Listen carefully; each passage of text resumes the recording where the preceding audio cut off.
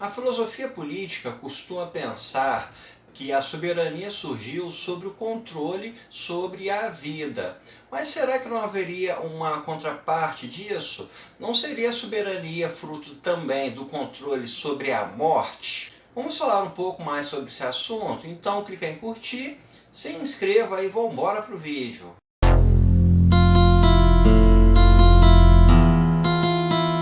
Hoje nós vamos falar sobre o livro Necropolítica, que foi publicado pelo filósofo camaronês Achille Mbembe, publicado no ano de 2011.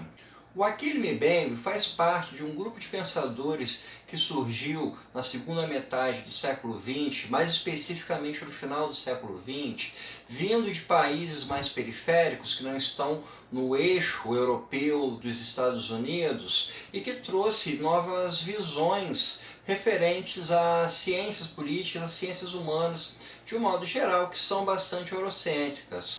Esse grupo é composto, além do Achille Mbembe, por pensadores como Eduardo Said, Homi Bhabha, o Frantz Fanon e diversos outros que estão justamente revisando linhas de pensamento que são muito marcadas por uma visão unicamente europeia, trazendo uma visão de outros países, de outros locais e fazendo uma contestação a esses pensamentos estabelecidos. O Mbembe, como o nome do livro já diz, trabalha com o conceito de necropolítica, a política da morte.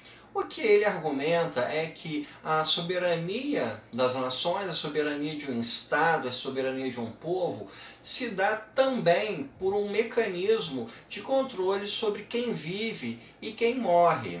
Definir quem pode viver e quem deve morrer, ou então quem deve ser descartado, quem pode ser abandonado, faz parte de toda uma formação burocrática, de todo um processo que vai criar a formação de um Estado. A formação de um povo, a formação de uma nação, ela está intrinsecamente ligada com a formação desses mecanismos, com o mecanismo de separação entre aqueles que podem viver e aqueles que podem morrer.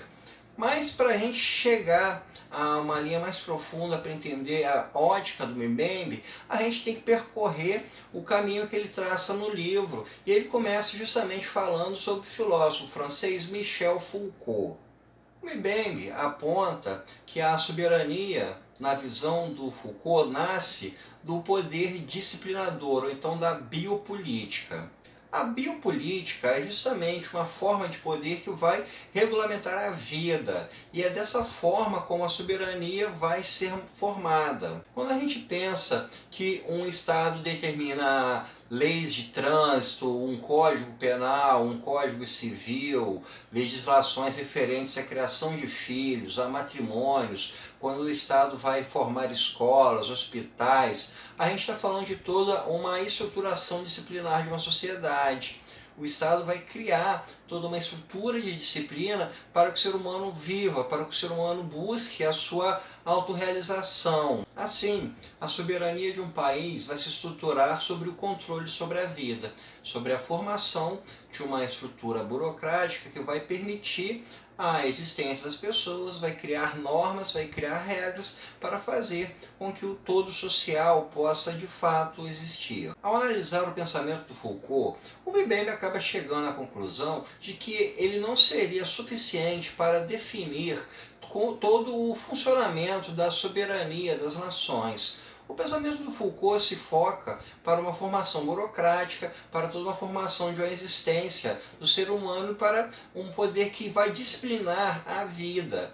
Mas o Mbembe pensa que existe uma outra versão dessa moeda, que também haveria uma forma de disciplina sobre a morte, que vem a ser a necropolítica. Essa ideia de que você tem uma necropolítica, uma política para a morte, ela foi sim pensada dentro da Europa, principalmente em função dos massacres que você tem em função do nazismo e também no comunismo. Aqui o Mbembe cita a Hannah Arendt com relação aos trabalhos que ela fez sobre o Holocausto, como você teve uma formação de todo um mecanismo burocrático para gerar a morte, que são os campos de concentração. Mas o Mbembe vai apontar que isso é uma visão eurocêntrica. Os pensadores europeus colocam que essa máquina de matar, essa burocracia de matar, seria na verdade um estado de exceção dentro de uma regra que foi formada. E o Mbembe vai justamente postular uma visão bastante diferente disso, a de que essa necropolítica, na verdade, está presente na soberania desde séculos atrás. E ele vai começar essa argumentação começando a falar sobre a escravidão. A escravidão é um dos primeiros mecanismos de necropolítica que foram criados. São países europeus que dominaram colônias extramarinas e nessas colônias criaram todo um sistema de produção baseado na mão de obra escrava negra. O negro, nessa situação, ele sofre uma morte simbólica, ele é tirado da sua terra, ele é tirado da sua socialização, ele é tirado da sua cultura, ele perde a sua liberdade, ele perde o poder de definir o que ele quer e ele não tem nenhum tipo de direito político que é tratado como uma propriedade. E além dessa morte simbólica, existe, evidentemente, a morte de fato, já que o dono do escravo tem poder de vida e morte sobre ele. Dessa forma, nesse processo de colonização, você já tem um modelo de necropolítica. Você tem a soberania pautada em cima da decisão de quem vive e de quem morre. Nesse caso, a seleção é feita em cima da cor da pele.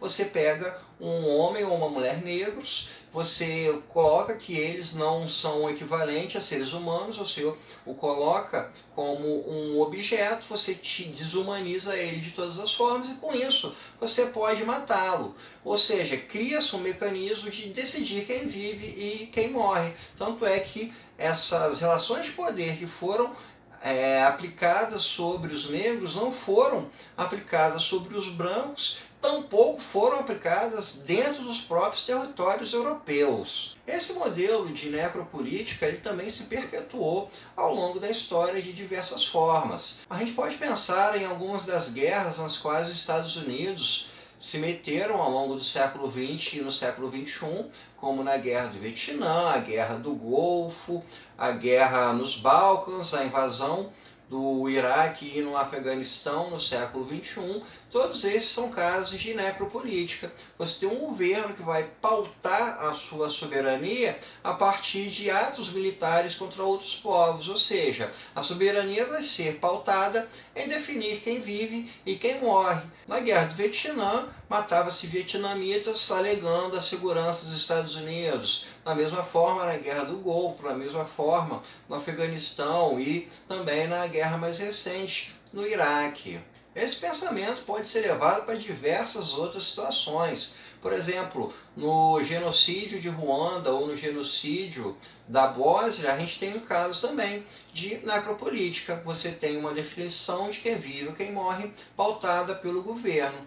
No caso de Ruanda, a morte dos Tutsis pelos Hutus. No caso da Bósnia, a morte dos bósnios pelos sérvios. Hoje, no ano de 2021, a gente vê claramente como essa estrutura da necropolítica permanece muito forte. A gente pode pensar a situação dos curdos da Síria, a gente pode pensar em todos os problemas humanitários no Iêmen, a gente pode pensar na situação dos Rohingyas no Mianmar ou então nos uigures na China.